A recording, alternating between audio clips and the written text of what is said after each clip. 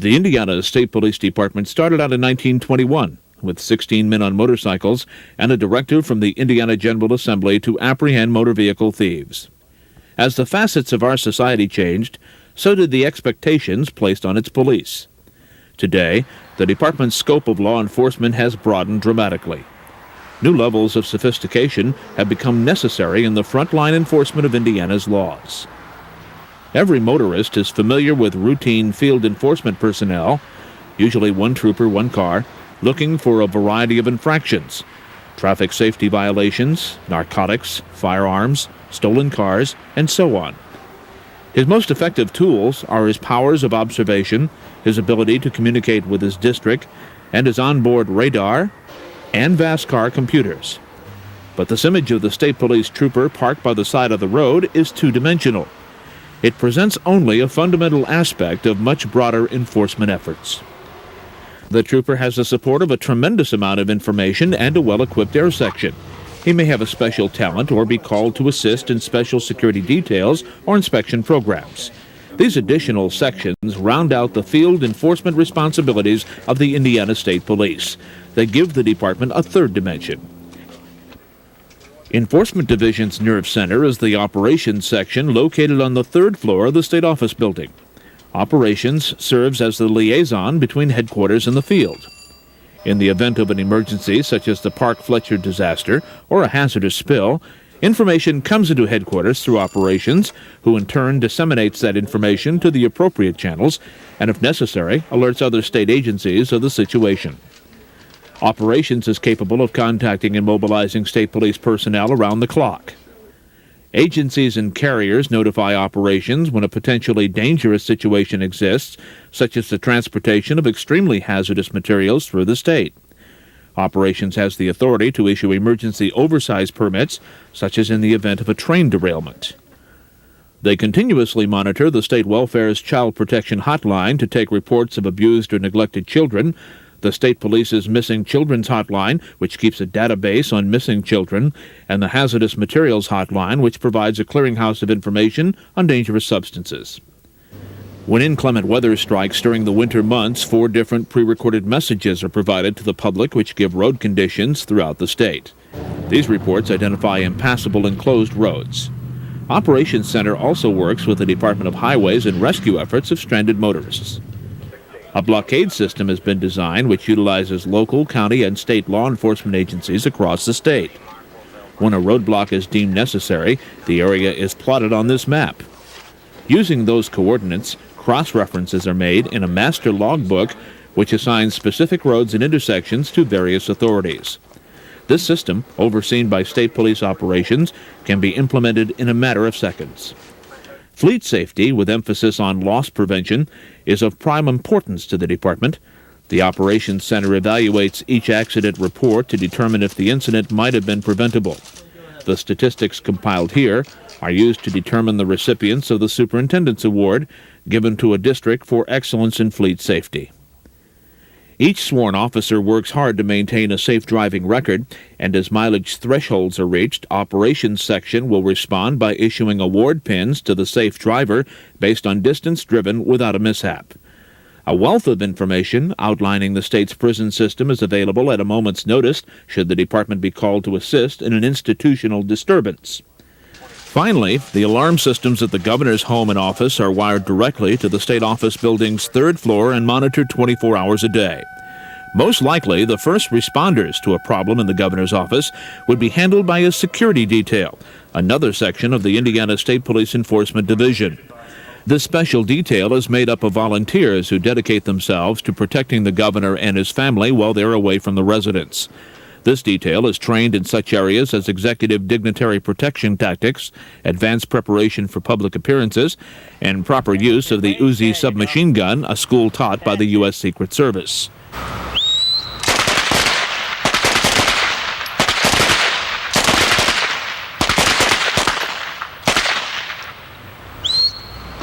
Responsibilities for the security detail start first thing in the morning when they pick up the governor at his home and escort him to the State House. Throughout the day, they'll monitor activities around the governor's office and open any suspicious mail. When the governor is scheduled to appear at a public gathering or special event, An advance man will ensure that all precautions possible have been taken to guarantee his safety through the collection of intelligence information. This is done by scouting the location, interviewing principals involved, and coordinating with law enforcement agencies in the area. On occasion, the governor may need to address concerns throughout the state in a short period of time. When this is required, his security detail will escort him to Indianapolis International Airport, where a state police King Air is available for his use. The King Air, which seats 11 passengers, can be utilized by the governor, lieutenant governor, attorney general, Supreme Court justices, and Secretary of State, among other state agencies. It is one of 11 aircraft the department maintains in its aviation section. The Indiana State Police has long recognized that of the thousands of square miles in the state, only a fraction of it can be monitored from the ground. This led to the creation of one of the best-equipped aviation sections in the country. With 5 helicopters, including the turbine-powered Bell Long Ranger, 7 fixed-wing aircraft, and a team of certified, licensed pilots who are also sworn law enforcement officers, the department carries out a number of activities from the air which would be impossible otherwise. For example, dozens of hemp farms were created in northern Indiana at the outset of the Second World War. Hemp farms which today reap one of the largest harvests of marijuana anywhere in North America. What's difficult about spotting these marijuana plants from the ground is they blend into the complexion of other agriculture. When viewed from the air, however, their presence becomes apparent, and the state can take quick action to eradicate them. Sometimes a child may wander off into a woodland, or an airplane will go down in a secluded area. Hundreds of square miles can be searched quickly with the help of aircraft. Speed enforcement efforts in the state of Indiana are enhanced by random aircraft patrol. Using a VASCAR computer, the speed of a moving vehicle can accurately be gauged from hundreds of feet above and never show up on a driver's radar detector. Then, by radioing a ground unit with the vehicle's description, a larger volume of violations can be cited than by the sole use of ground vehicles. The state police keeps aircraft in hangars throughout the state and maintains a staff of FAA-certified repair mechanics. Safety is a prime concern of the department, both in the air and on the ground. 1 million trucks drive over Indiana's highways every week, with cargoes ranging in size from just a few pounds to more than 40 tons. In April of 1985, the Indiana State Police created 6 full-time motor carrier inspector positions, marking the beginning of the motor carrier section of the Enforcement Division. Their purpose is to inspect both driver and vehicle for safety regulation compliance. Routine checks would include inspection of the brakes. Can the truck stop? The steering. Can the truck maneuver? The tires. Can they carry the weight of the vehicle and its load? The driver's condition. How many hours has he been driving without rest? Has he been using narcotics or alcohol while operating the vehicle?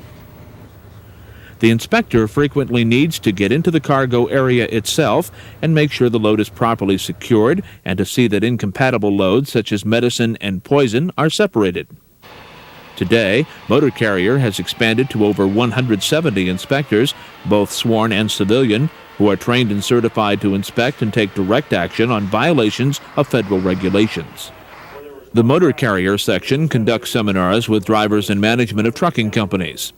It is closely involved in the safety review and audit process, which evaluates companies for performance based on complaints, accidents, insurance claims, driver's logs and files, record of duty, and overall compliance considerations.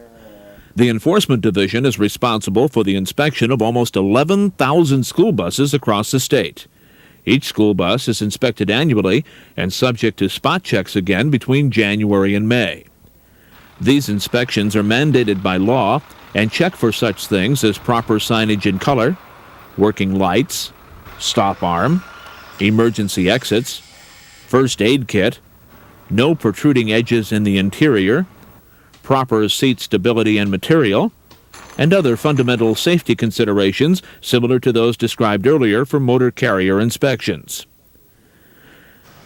The department's school bus inspectors work with the Department of Education to promote the safest school bus regulations possible. Another area of concern to the public is the safe transportation of dangerous substances within the state. The Enforcement Division has responded by creating hazardous materials or hazmat troopers. These troopers specialize in enforcing laws and regulations pertaining to the movement of substances which, if released into the environment, would pose an unreasonable risk to the health and safety of those in the immediate surroundings. It's important that loads are properly secured and sealed during transport, and that the carrier is using the correct signage. When a spillage occurs, a hazmat trooper will assist in containment and cleanup of the chemical or radioactive material. Perhaps the most deadly and diabolical hazardous materials in today's society are those deliberately set to explode. The department has two teams available: the Explosive Ordnance Reconnaissance, or EOR team, to investigate bomb threats in a safe and professional manner, and the Explosive Ordnance Disposal, or EOD team, to cause the removal and destruction of any suspected explosive device.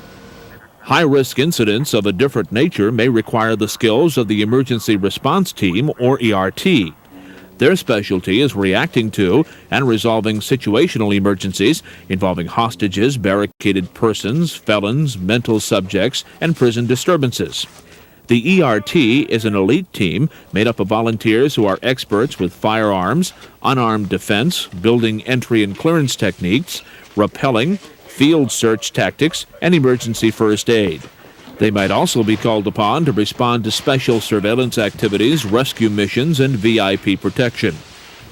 Another state police specialty team is the Scuba Underwater Search and Recovery Rescue Team. They are called on to assist in saving lives through underwater rescue, but also have the often unpleasant task of recovering drowning victims or discarded human bodies, stolen vehicles, and other physical evidence. The scuba team is made up of volunteers, as with all the specialty teams, due to the hazardous nature of their work. The Enforcement Division creates special programs such as the Mustang Project. Initiated in 1988, the Mustang Project placed 20 high-performance unmarked Ford Mustangs on Indiana highways with the sole purpose of enforcing the state's maximum speed limit laws. During the first 3 months of the program, over 16,000 arrests were made. The beauty of using unmarked Mustangs is that they are virtually invisible in traffic. Since implementation of the Mustang Project, compliance with speed limit laws has improved significantly. Other special programs include Operation CARE, which emphasizes accident reduction during holiday periods, and Project STEP, which targets specific violations in a geographic area. Together, these sections, specialty teams, and enforcement programs make up a network of support services known as the Enforcement Division. These enhancements effectively round out the field enforcement activities of the Indiana State Police.